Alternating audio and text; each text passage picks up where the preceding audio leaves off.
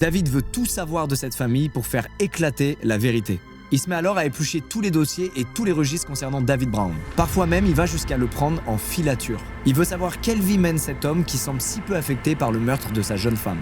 Et avec tous ses efforts, ce qu'il s'apprête à découvrir va complètement rebattre les cartes. D'abord, il découvre que David a déménagé juste après le meurtre, ce qui en vrai est plutôt normal. Sa toute nouvelle maison est dans les hauteurs d'un quartier très huppé, à Anaheim Hills, et colle pas du tout avec son train de vie originel. En se rendant là-bas, Jay aperçoit une piscine flambant neuve, un jacuzzi et plusieurs voitures de sport garées à l'intérieur de la propriété. Il apprend aussi que Patty vit toujours avec lui et qu'ils voyagent régulièrement ensemble à Las Vegas. Jay n'est évidemment personne pour juger un homme endeuillé, mais en tout cas c'est cette richesse soudaine qui l'étonne beaucoup. Et aussi ces voyages si fréquents dans des casinos à Vegas pour un homme qui est soi-disant tellement malade qu'il peut pas rendre visite à sa propre fille en prison. Il sait aussi que David était informaticien de formation et qu'il a pendant un temps très bien gagné sa vie. Son entreprise spécialisée dans la récupération de données informatiques a eu pendant un moment pour clientèle des grandes chaînes d'hôtels et même l'armée américaine. Mais en poussant plus loin les recherches, Jay découvre que David, juste avant le meurtre, il est pourtant au bord de la ruine.